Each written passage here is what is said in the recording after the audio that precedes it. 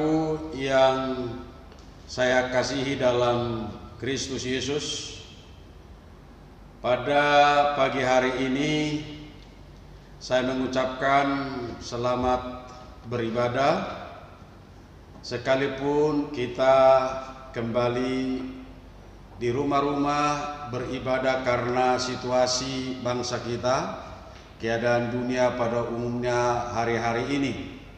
Kita sudah mengetahui semua. Bapak, Ibu, Saudara yang diberkati oleh Tuhan, sebagai gembala sidang, saya sudah sangat rindu bertemu dengan Bapak, Ibu, Saudara sekalian, karena sudah beberapa minggu kita ibadah di rumah-rumah sesuai dengan anjuran pemerintah dan pimpinan gereja kita harus taati. Dan kita belum tahu sampai kapan nanti kita beribadah seperti ini, tetapi mari kita terus setia dalam Tuhan. Mari kita tekun di dalam doa. Memang seperti saya katakan tadi, saya sudah sangat rindu beribadah bersama-sama dengan Bapak, Ibu, Saudara di gereja. Tetapi Tuhan tahu, Tuhan mengerti kerinduan kita. Kita doakan aja supaya cepat virus corona ini berlalu dari bangsa kita. Kita minta perlindungan Tuhan supaya Tuhan melindungi kita dimanapun kita berada. Nah, Bapak, Ibu, Saudara yang diberkati oleh Tuhan, pagi hari ini kita akan dengar firman Tuhan untuk menguatkan kita, memberkati kehidupan kita. Sebab itu kita buka firman Tuhan dari kitab Ibrani, pasalnya yang ke-12, ayatnya yang ke-25 sampai 28. Demikian firman Tuhan. Saya akan bacakan untuk kita semua. Janganlah supaya kamu jangan menolak Dia yang berfirman, sebab jikalau mereka yang menolak Dia yang menolak Dia yang menyampaikan firman Allah di bumi tidak luput, apalagi kita jika kita berpaling dari Dia yang berbicara dari surga. Waktu itu suaranya menggoncangkan bumi, tetapi sekarang Ia memberitakan janji, satu kali lagi Aku akan menggoncangkan bukan hanya bumi saja, melainkan langit juga. Ungkapan satu kali lagi menunjuk kepada perubahan pada apa yang dapat digoncangkan, karena Ia dijadikan supaya tinggal tetap apa yang tidak tergoncangkan. Jadi karena kita menerima kerajaan yang tidak tergoncangkan, marilah kita mengucap syukur dan beribadah kepada Allah menurut cara yang berkenan kepadanya dengan hormat dan takut. Bapak, Ibu, Saudaraku yang diberkati oleh Tuhan, dari firman Tuhan yang baru kita baca tadi, saya akan memberikan tema khotbah ini yang kita renungkan, yaitu kekuatan di masa sukar. Alkitab banyak menubuatkan keadaan dunia ini, terlebih di akhir zaman ini. Bapak, Ibu, Saudara yang dikasihi Tuhan, menjelang hari kedatangan Tuhan kali yang kedua, kesudahan alam ini akan ada masa-masa yang sulit, masa-masa yang sukar. Itu sudah diberitahukan dan dinubuatkan di Alkitab kita. Nah, sebagai orang yang percaya, Bapak Ibu Saudara, kita harus tahu firman, supaya ketika masalah itu datang, kejadian itu datang, kita sebagai orang percaya sudah mengetahuinya. Tidak terkejut, tidak panik, tetapi justru kalau itu sudah digenapi oleh firman Tuhan, kita akan bertambah sungguh-sungguh, tambah yakin akan janji Tuhan, sehingga kita menjadi umat yang kuat di dalam Tuhan. Memang Alkitab tidak menuliskan kepada kita orang percaya bahwa setiap jalan orang percaya pasti mulus seperti jalan tol. Dia tidak berjanji demikian. Tetapi Alkitab menulis di dalam pergumulan kita akan ada jalan keluar. Tuhan menyertai kita. Bahkan ada istilah katakan, langit tidak selalu biru, tetapi janji Tuhan menyertai kita sampai kesudahan Allah. Itulah pengharapan kita.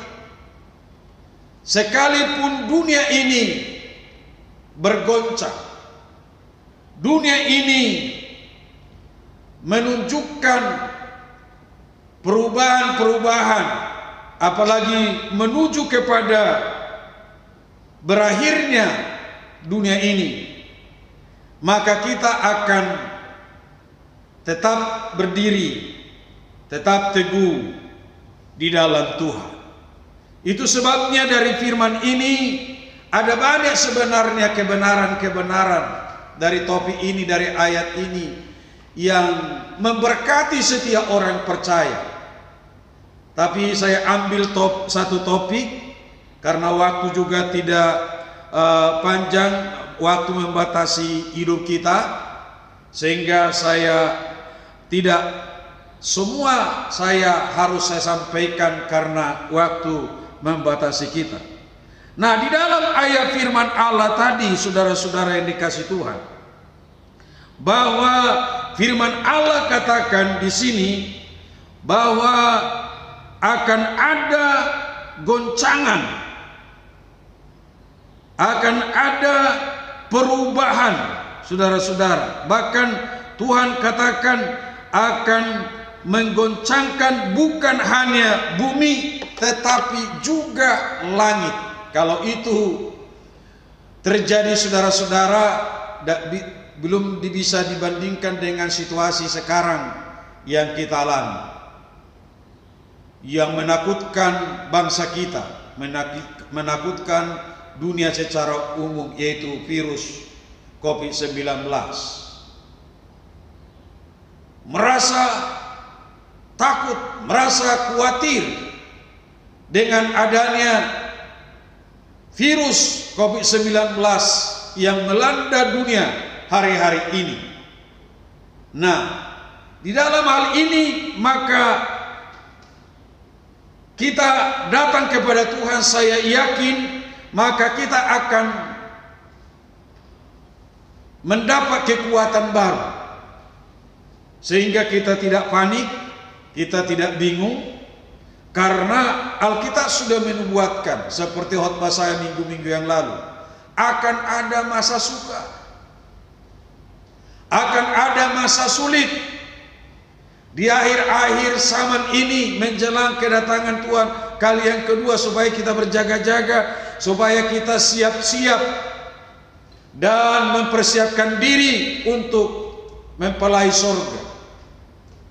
Itu sebabnya kita harus setia dan bertekun di dalam Tuhan, karena dunia sudah menunjukkan tanda-tanda kesudahan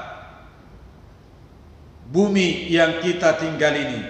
Padahal juga Tuhan sudah kasih tahu kepada kita, kita hanya menumpang di dunia ini sementara, tidak selamanya.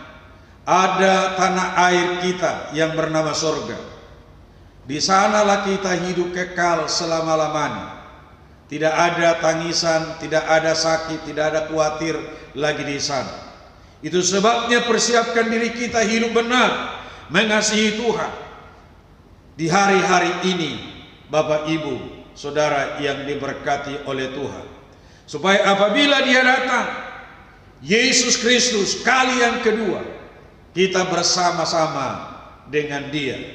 Nah, saudaraku yang dikasihi Tuhan, dari firman Tuhan tadi, saudara, yang kita beri tema kekuatan di masa sukar. Kenapa ini terjadi? Karena dunia ini bukan tempat kita sebenarnya. Dunia ini adalah tempat menumpang.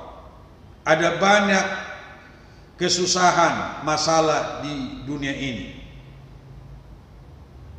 Tetapi kenapa sebagai orang percaya, umat Tuhan, kita harus mengalami? Jadi kita harus alami, tetapi Tuhan berjanji menyertai. Dan kalau kita ada di dalam Dia, maka kita akan kuat tetap, sekalipun ada ujian, sekalipun ada tantangan. Nah, kenapa Tuhan izinkan pencobaan itu, masa yang sulit itu kita alami? Ada tujuannya bagi kita orang percaya. Nah, kita lihat di dalam firman Tuhan ini, saudara-saudara yang dikasihi Tuhan. Tujuan Tuhan izinkan kita alami itu ujian, pencobaan, masalah yang datang kepada kita, yaitu untuk menggoncang dunia ini, saudara-saudara. Ada tujuan, saudara-saudara, supaya kita selalu berpengharapan sepenuhnya kepada Tuhan. Jadi tujuan tantangan itu, ujian itu, masalah itu, saudara, datang kepada kita sebagai umatnya adalah yang pertama, saudara-saudara, tujuannya adalah untuk memurnikan iman kita. Itu kita bisa buka ayatnya dalam Sakaria pasalnya yang ke-13. Kita buka Sakaria pasalnya yang ke-13, ayatnya yang ke-9. Demikian firman Tuhan. Aku akan menaruh yang sepertiga itu dalam api, dan akan memurnikan mereka seperti orang memurnikan perak. Aku akan menguji mereka seperti orang menguji emas. Sampai di situ, Bapak Ibu Saudara. Jadi tujuan Allah mengizinkan masa pencobaan kita alami sebagai orang yang percaya, saudara-saudara, adalah untuk memurnikan iman kita, supaya kita tahu sampai di mana kita mengasihi Tuhan. Seperti kejadian yang kita alami hari-hari ini, masalah kota kita, masalah bangsa kita, masalah dunia, yaitu virus COVID-19. Itu sangat menakutkan dunia. Tetapi bagi kita orang percaya, ada tujuan. Dengan adanya masalah ini, kita tahu apakah kita tetap sungguh-sungguh mengiring Tuhan atau tidak. Apakah kita takut Padahal Tuhan sudah kasih tahu lebih dulu kepada kita gerejanya, kepada umatnya, akan ada masa yang sulit, masa yang sukar, Bapak Ibu Saudara-saudara. Tapi kalau kita sebagai anak Tuhan, kita bisa memandangnya, menangkap ini hanya memurnikan iman kita. Dengan datangnya wabah ini, dengan datangnya masalah ini, Bapak Ibu Saudara, bagaimana iman kita? Apakah ikut tergoncang? Nah, disinilah iman kita dimurnikan, seperti dikatakan firman Allah, memurnikan perak menguji seperti emas, saudara-saudara. Jadi saya pernah melihat orang mencari emas. Begitu mereka menggali di satu sungai untuk mencari emas, mereka harus ayak dulu. Dan setelah mereka dapat, maka dia bawa ke toko emas. Dan bukan hanya dibawa, lalu dimurnikan lagi. Dengan cara memurnikan itu harus melalui api.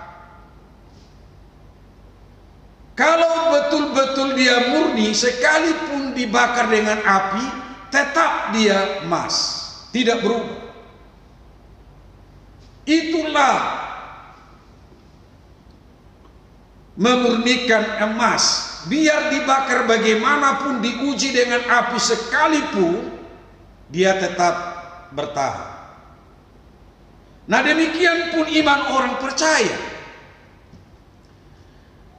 Jika datang ujian, jika datang goncangan, jika datang pencobaan, seperti firman Tuhan, akan datang goncangan, bukan hanya menggoncangkan bumi saja, tapi juga menggoncangkan langit. Lebih dahsyat lagi, saudara-saudara, daripada virus COVID-19 ini. Lebih ngeri lagi kalau tanda-tanda itu kita lihat nanti, bulan jadi darah, matahari tidak bersinar. Kita sudah dikasih tahu Tuhan lebih dulu supaya kita berjaga-jaga. Dan kita beriman terus supaya ketika kita hadapi tantangan itu, kita tetap kuat, Bapak Ibu Saudara yang dikasihi Tuhan. Nah, jadi saya katakan tadi, begitu emas itu diuji melalui api, dia tetap tidak berubah. Demikianlah memurnikan emas, saudara-saudara. Dan juga sebagai orang percaya, saudara dengan saya, ketika ada ujian, apakah kita berubah setia? Tetapi sebagai orang percaya, maka ketika ada ujian untuk memurnikan iman kita, kita tidak goyah. Kita tetap setia kepada Tuhan. Maka kitalah yang disebut di dalam ayat ini adalah orang percaya yang dimurnikan imannya. Sekalipun ada tantangan, masalah hidup kita, kita tetap ada di dalam Tuhan, dalam Kristus. Ada nyanyian berkata, ku mau cinta Yesus selamanya. Ku mau cinta Yesus selamanya. Meskipun saya susah menderita dalam dunia, kita tetap mencintai, tidak berubah. Karena kita tahu di balik penderitaan itu ada mahkota, ada upah. Seperti tema tahunan kita. Kalau kita setia dan sungguh-sungguh jadi mengasihi Tuhan, upah kita besar di surga. Itulah salah satu tujuan kesukaran itu, ujian itu Tuhan izinkan dalam hidup orang percaya, yaitu memurnikan iman kita. Saudara-saudara, pandang, tangkap kebenaran firman Tuhan ketika kita menghadapi masalah, pergumulan.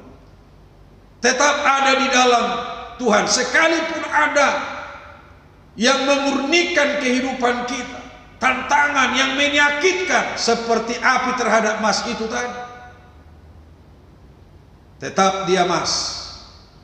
Bapak Ibu pun saudara, kalau saudara jadi anak Tuhan, ada tantangan, ada masalah, tetap anak Tuhan, tetap maju di dalam Tuhan, tetap semangat dalam Tuhan, tetap melayani Tuhan, sehingga Tuhan menyatakan kuasanya kepada saudara dengan saya. Nah, yang berikutnya lagi, tujuan dari itu tadi, tujuan salah satu ujian itu Tuhan izinkan kita alami. Dan yang berikutnya lagi adalah supaya kita latihan. Saudara-saudara, supaya kita latihan. Kita baca firman Tuhan.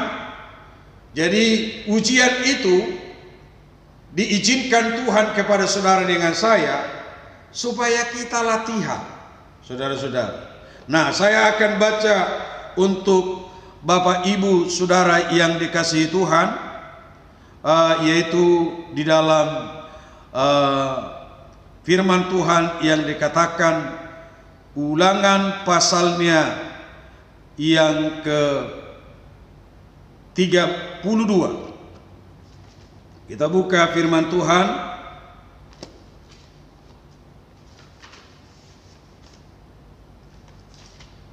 Ulangan 32 ayatnya yang ke-11. Demikian firman Tuhan. Laksana Raja Wali menggoyangkan, saya ulangi Bapak Ibu Saudara, laksana Raja Wali menggoyang bangkitkan isi sarangnya, melayang-layang di atas anak-anaknya, mengembangkan sayapnya, menampung seekor dan mendukungnya di atas kepaknya. Nah, saudara yang dikasihi Tuhan, masalah atau tantangan yang dihadapi oleh umat Tuhan, gereja Tuhan, saudara-saudara. Yang kedua, supaya kita latihan, dikatakan dalam firman Allah ini, bagaikan burung Raja Wali melatih anaknya. Saudara-saudara, jadi burung Raja Wali itu, Bapak Ibu Saudara yang dikasihi Tuhan, kalau membuat sarangnya, dia harus di tempat yang tinggi. Saudara-saudara, yang terhindar daripada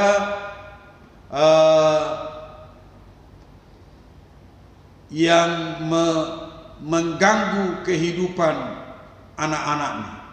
Dia buat yang paling tinggi. Dia adalah burung yang kuat.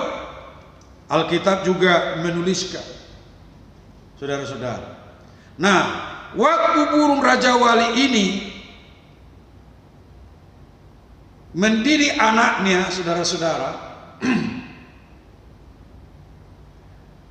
supaya anaknya ini orang jadi anak yang kuat, dia sengaja bongkar sarangnya itu satu-satu, supaya jangan dia tetap dalam zona nyaman itu. Dengan cara begitu, maka anak-anaknya mulai dilatih untuk melangkah, bahkan terbang.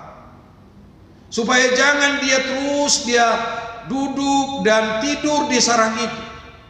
Dia mulai bongkar sarangnya itu satu persatu. Istilahnya dirusaki. Tujuannya supaya anaknya terlatih, supaya anaknya bisa terbang, Bapak Ibu Saudara yang diberkati oleh Tuhan.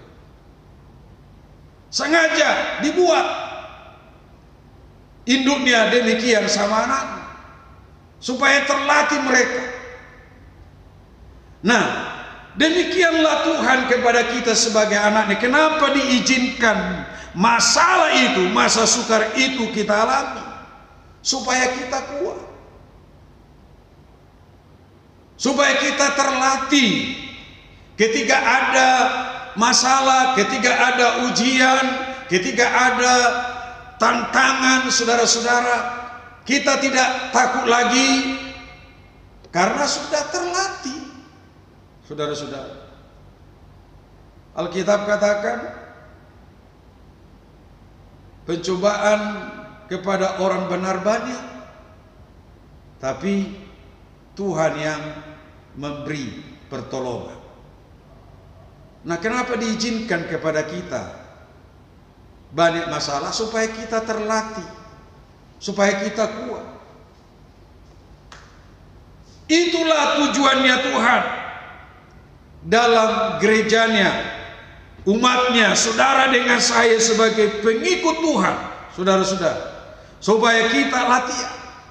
Nah, sekarang bangsa kita dilatih dengan virus corona. Latihan makan sehat, selama ini sembarangan, supaya hati-hati. Jadi harus latihan makan sehat untuk mengatasi virus corona ini. Apalagi latihan hidup sehat, saudara-saudara. Harus minum jahe, harus minum jamu supaya sehat. Itu dilatih sekarang dengan adanya virus corona. Apalagi cuci tangan sering-sering supaya bersih, supaya sehat. Itu dilatih sekarang, saudara-saudara. Itu latihan agar kita terhindar dari kebinasaan. Nah, demikian pun Bapak Ibu Saudara kita seperti itu tadi, dilatih Tuhan seperti induk Raja Wali dengan masalah bangsa kita hari ini, supaya kita terlatih untuk hidup benar, untuk hidup benar dalam Tuhan. Nah, kalau kita terlatih hidup benar sesuai dengan kehendak Tuhan, saudara-saudara, maka kita akan terhindar dari malapetaka, masalah. Dilatih kita untuk membaca firman. Itu dilatih. Jadi itulah sehingga saudara-saudara, Tuhan izinkan itu, tetapi sebagai orang percaya harus kuat kita, saudara, di dalam Tuhan.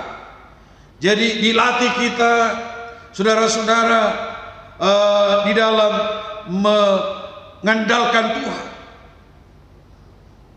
Itu supaya kita terhindar, karena orang latihan itu. Jadi ketika ada sesuatu, sudah latihan, jadi kuat, mampu mengatasinya, saudara-saudara. Itulah Tuhan izinkan kesukaran, masalah itu, pencobaan kepada kita, untuk membuat kita kuat di dalam Tuhan. Nah itu saudara-saudara. Lalu bagaimana agar kita tetap kuat? Nah, ini yang sekarang yang saya akan sampaikan kepada kita yang penting, saudara-saudara. Apalagi menghadapi masa-masa sekarang, ada banyak ketakutan. Ada banyak orang, saudara-saudara, goncang hari-hari ini. Padahal baru satu wabah Tuhan izinkan ke dunia ini, saudara-saudara. Nah, ini rahasia ini kita harus tahu, Bapak Ibu Saudara yang dikasihi Tuhan. Bagaimana agar kita tetap kuat dalam Tuhan? Yaitu saudara-saudara yang dikasihi Tuhan, yaitu yang pertama, kita harus beribadah kepada Tuhan. Ibadah itu membawa keuntungan yang besar. Ibadah itu memberkati kehidupan kita, memberikan kekuatan kepada kita. Beribadah membuat kita, saudara-saudara, dalam ketenangan. Itulah sebabnya Tuhan, latihlah dirimu beribadah, karena ibadah itu membawa keuntungan yang besar. Jadi datang beribadah kepada Tuhan sebagai orang yang percaya kepada Tuhan.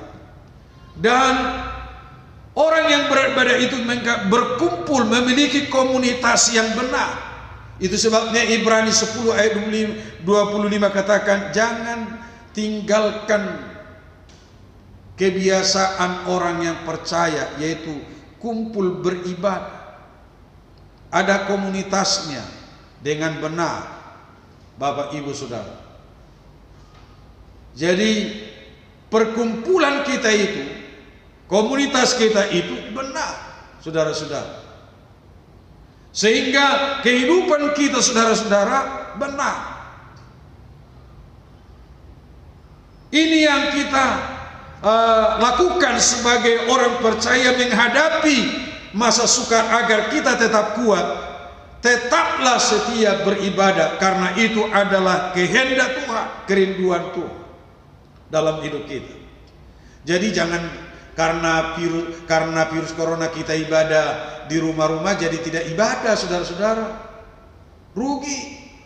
Sekalipun di rumah Bapak Ibu Saudara tetap beribadah. Dengar Bapak Ibu, sekalipun kita di rumah beribadah karena situasi bangsa kita, saya mohon dengan sangat beribadah kepada Tuhan. Buat ibadah di rumahmu dengan keluarga-keluarga, karena ibadah itu adalah menyenangkan hati Tuhan, membuat kita tenang, membuat kita, saudara-saudara, kuat di dalam Tuhan. Rugi Bapak Ibu Saudara dalam keadaan seperti ini, masalah seperti ini yang menakut kalau tidak beribadah. Rugi iman, saudara-saudara. Mari beribadah, bukan karena dilihat orang, tapi mari sungguh-sungguh untuk beribadah kepada Tuhan. Maka berikutnya yang kedua, agar kekuatan datang di masa sukar, yaitu intim dengan Tuhan. Artinya dekat dengan Tuhan, melekat dengan Tuhan, ada hubungan yang intim, saudara-saudara. Jadi Bapak Ibu Saudara, bukan hanya kenal, tapi harus ada hubungan yang intim. Tuhan itu seperti hubungan suami istri. Orang yang hubungan suami istri itu duduk sama-sama, dekat sama-sama, membangun hubungan sama-sama. Jadi ada hubungan antara kita dengan Tuhan, intim. Itu bisa waktu kita memuji Tuhan, menyembah Tuhan, berdoa kepada Tuhan, mendengar suara Tuhan, saudara-saudara, dan selalu merindukan Dia. Itu yang membuat kita, saudara-saudara, kuat di masa sukar. Kalau ada hubungan yang intim dengan Tuhan, Bapak Ibu Saudara yang dikasihi Tuhan. Sebab orang yang dekat dengan Tuhan itu responnya beda. Beda dengan orang yang tidak memiliki hubungan. Lihatlah, bisa dibedakan. Kalau dia intim, dekat dengan Tuhan, responnya beda. Saudara-saudara, artinya Tuhan yang diutamakan. Rasa rugi kalau tidak berdoa, tidak beribadah, tidak memuliakan Tuhan. Seperti Paulus katakan, kita baca ayatnya di dalam saudara Filipi pasal yang ketiga, saudara-saudara. Dia katakan begini, Filipi pasalnya yang ketiga, kita buka ayatnya yang ke-8. Demikian firman Tuhan.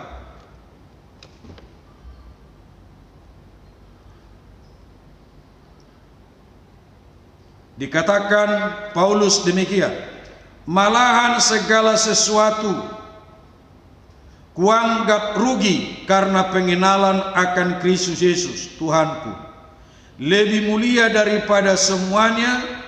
Oleh karena Dialah aku telah melepaskan semuanya itu dan menganggapnya sampah supaya aku memperoleh Kristus. Inilah yang memiliki hubungan dengan Tuhan, saudara-saudara, yaitu dikatakan segala sesuatu kuanggap rugi dibanding dengan kasih Kristus yang dia terima. Artinya di sini Bapak Ibu Saudara, dalam hidup Rasul Paulus, dalam hidup orang percaya, dalam hidup kita jemaat Tuhan, artinya Tuhan nomor satu di dalam kehidupan kita. Itu pengakuan Rasul Paulus, saudara-saudara, ketika dia mengenal Yesus adalah sebagai Tuhan dan Juru Selamat. Yang semuanya di dalam dunia ini itu dianggap sampah dibanding dengan pengenalan akan Kristus yang menyelamatkannya, saudara-saudara. Jadi respon kita beda, orang yang intim dengan Tuhan dengan orang yang hanya sekedar Kristen, saudara-saudara, hanya sekedar ikut-ikutan. Jadi mari, agar kita kuat di masa sukar ini, milikilah hubungan yang intim dengan Tuhan, sehingga kita memperoleh kekuatan yang daripada Tuhan.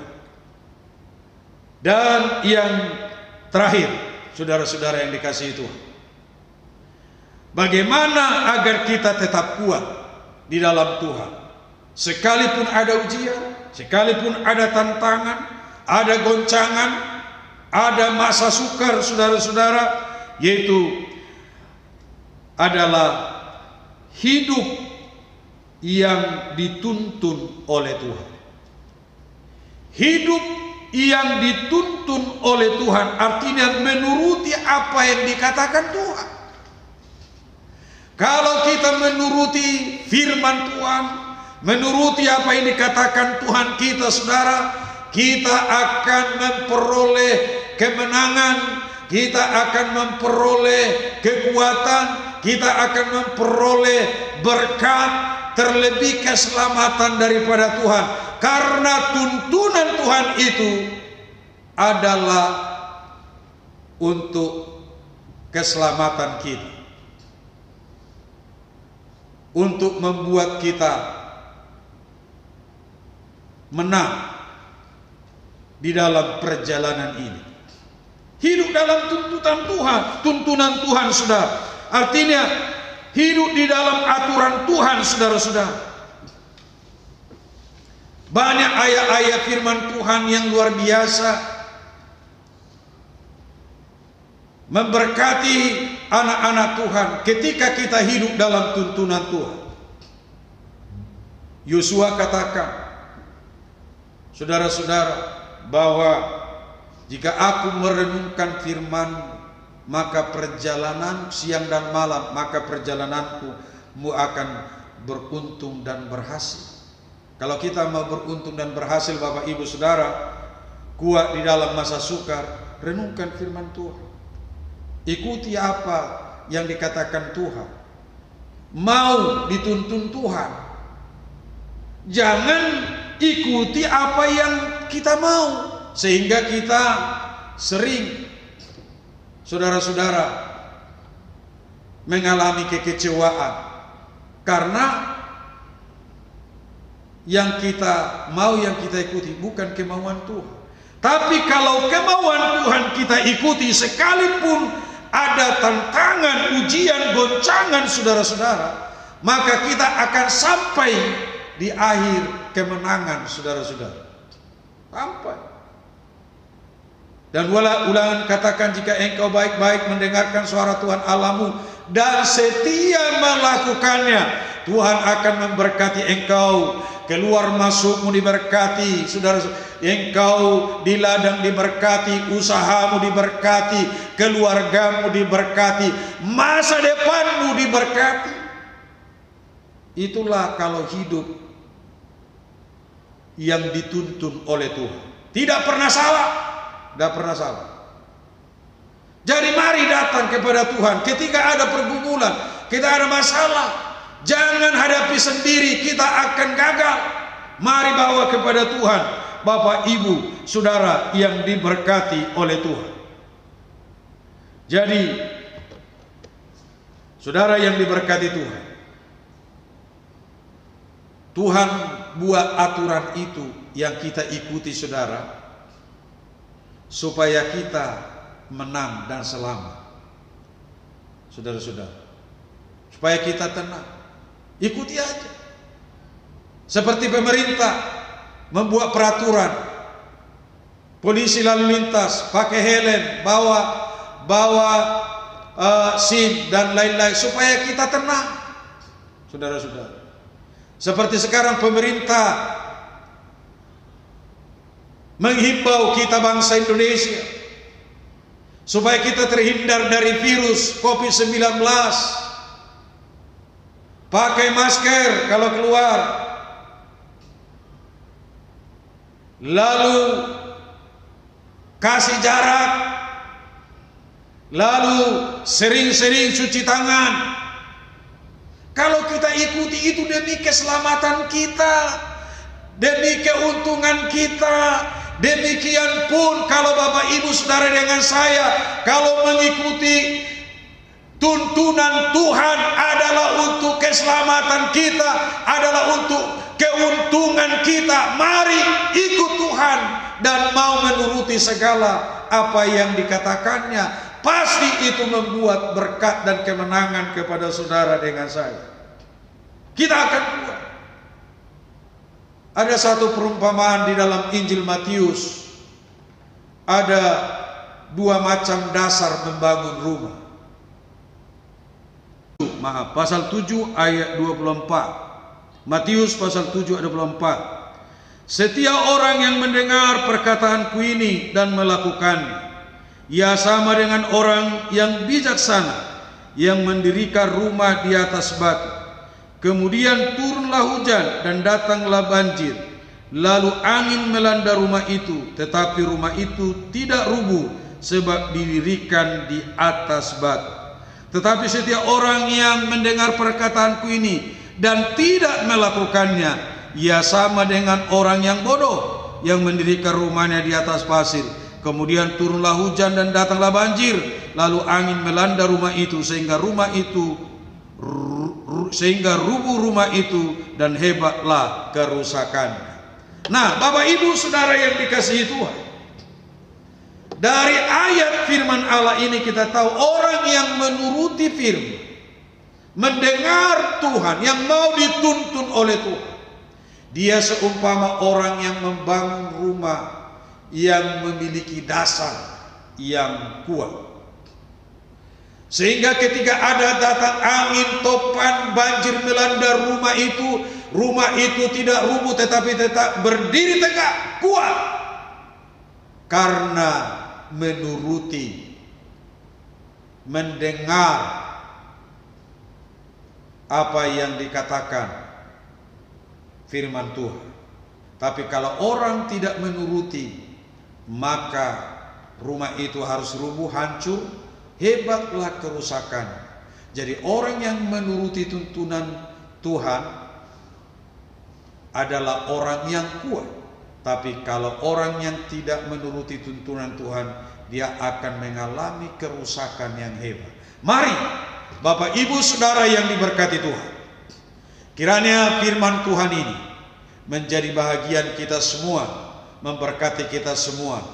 Dan doa kami, biar kita tetap kuat dalam Tuhan, turuti firman Tuhan, beribadah sungguh-sungguh biar di rumah, dan tetap berhubungan intim dengan berdoa, memuji Tuhan sekalipun di rumah. Maka kita akan kuat sekalipun ada masa-masa yang sulit, masa-masa yang sukar hari ini. Tetaplah berharap kepada Tuhan, pasti Tuhan menolong kita.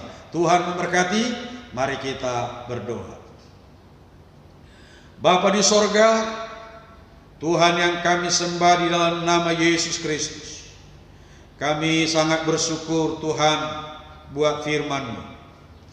Engkau sungguh luar biasa memberkati kami. di tengah-tengah keadaan bangsa kami hari-hari ini. Engkau memberikan pengharapan kepada kami. Engkau berfirman supaya kami kuat menghadapi tantangan ini, menuruti Engkau, karena di dalam Engkaulah ada jalan keluar, ya Tuhan. Terima kasih banyak Tuhan. Biarlah firman-Mu termeterai di hati kami semua, jemaat-Mu yang ada di rumah beribadah bersama-sama kami, sekalipun kami tempat berbeda karena situasi. Berkat Tuhan menjadi bahagian kami. Tolong kami Tuhan. Terima kasih banyak Bapa dalam surga. Terpujilah nama-Mu. Berkati kami semua. Dalam nama Yesus Kristus kami telah berdoa dan mendengar firman-Mu. Haleluya.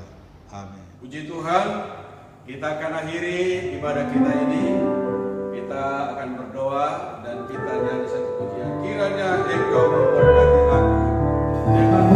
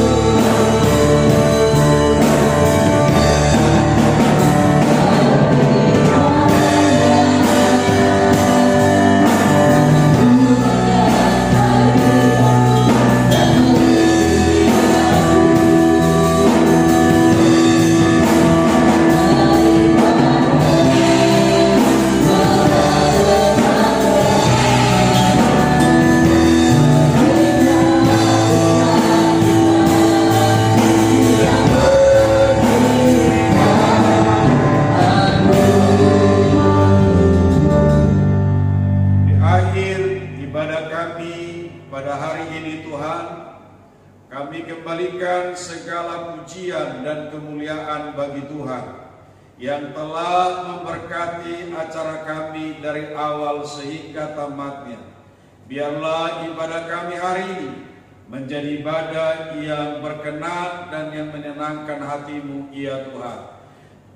Tuhan Yesus, Engkau menolong kami, Engkau menguatkan kami di hari-hari pada saat-saat ini Tuhan. Engkau menyertai dan memberkati kami. Kiranya firman-Mu bekerja di setiap kehidupan kami. Umat-Mu sebentar akan pulang dan akan kami akhiri ibadah kami pada hari ini. Tuhan Yesus memberkati kehidupan kami. Dalam nama Yesus Kristus kami menerima berkat Tuhan. Haleluya. Kiranya kasih dari Allah Bapa, anugerah dari Tuhan kita Yesus Kristus, persekutuan Roh Kudus tinggal menyertai kita sekalian mulai hari ini, besok sampai Maranatha. Tuhan Yesus datang kali yang kedua. Haleluya. Amin.